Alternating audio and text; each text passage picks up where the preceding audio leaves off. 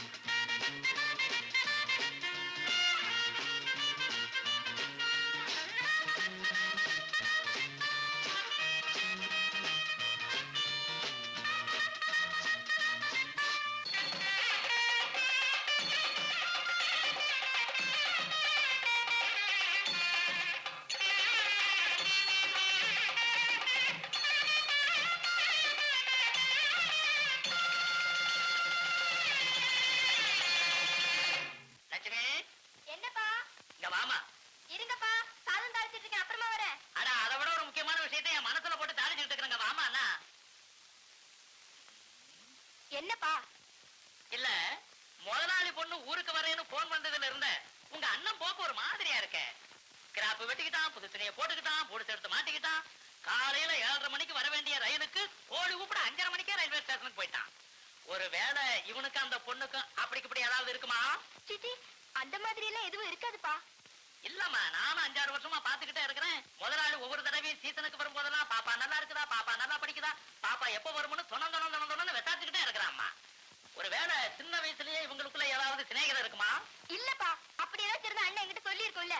நிஜமாலுமே ஒண்ணு இருக்காதுங்கறியா? இருக்காதுப்பா. ஒருவேளை லவ்வுக்கு ஏதாவது.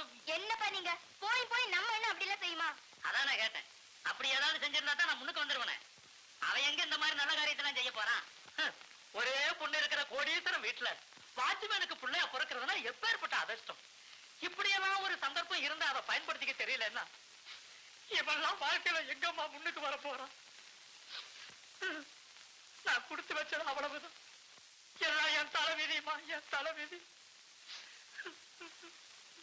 ஐயோ ஐயோ ஐயோ ஐயோ ஐயோ ஐயோ யோ, ஏன் இப்படி என் உயிரை வாங்குற? 7:30 மணிக்கு தான் ட்ரெயின், 90 தடவை சொல்லிருப்பேன்ல. இப்படி காத்தல 6 மணி நேரம் தொந்தரப்படுத்தி இருக்கேன். நான் உனக்கு என்ன துரோகம் பண்ணேன்? என்ன மிஸ் லிங்சன், என்னாச்சு? What happen? அது ஏன் சார் கேக்குறீங்க? காத்தல 6 மணி நேரம் தொந்தரப்படுத்திட்டே இருக்கேன் சார். ட்ரெயின் வருமா, லேட்டா வருமா, சீக்கிரமா வருமா, இப்படியே தொந்தரப்படுத்துறேன் சார். ஏயா 10-15 தடவை சொல்லிருக்கேன்ல, அறிவில்ல? என்னாச்சு சார்? காத்தல இருந்து தொந்தரப்படுத்திட்டே இருக்கேன் சார். சீக்கிரமா வருமா, லேட்டா வருமா, இப்படியே தொந்தரப்படுத்துறேன் சார். யோ, காலம்பரிய வெத்தலை பாக்கடையில் என்ன வியாபாரம் பண்ண விடாம இதே மாதிரி தான் வச்சிருச்சுட்டு இருந்தேன். இந்த ஏரியாவிலே எங்கேயாவது உன்னை பார்த்தேன், பிச்சுட்டேன் பிச்சு. ட்ரெயினே வர நீங்க வரக்கூடாது, ஜாக்கிரதை. ஏய், என்னடா முறைக்கிற? விடுங்க சார், நீங்க விடுங்க சார். விடுங்க சார். நீங்க பின்ன என்ன சார், வீட்டுக்கு போனா பொண்டாடி தொல்ல, வேலைக்கு வந்தா இவனுக்கு தொல்ல. பேசாம சன்னியாசம் போயிடலாம் சார்.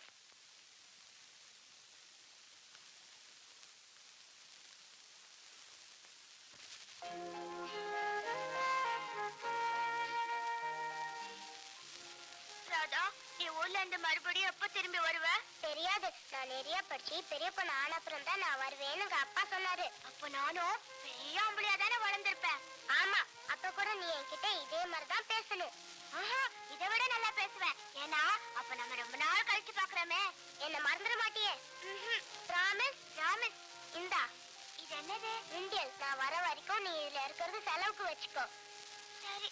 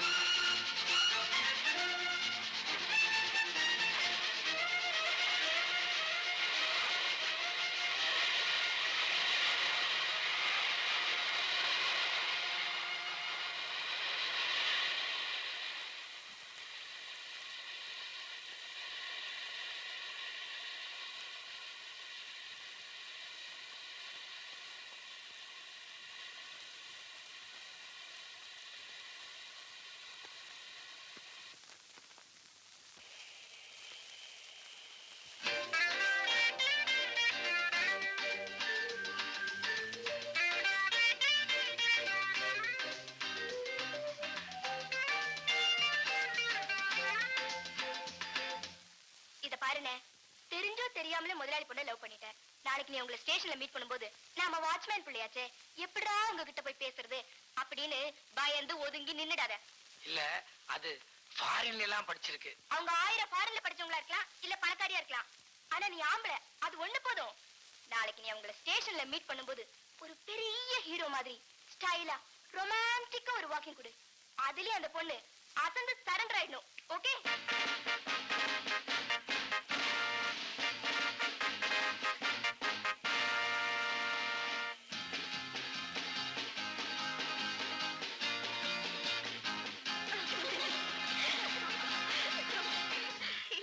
ராதா,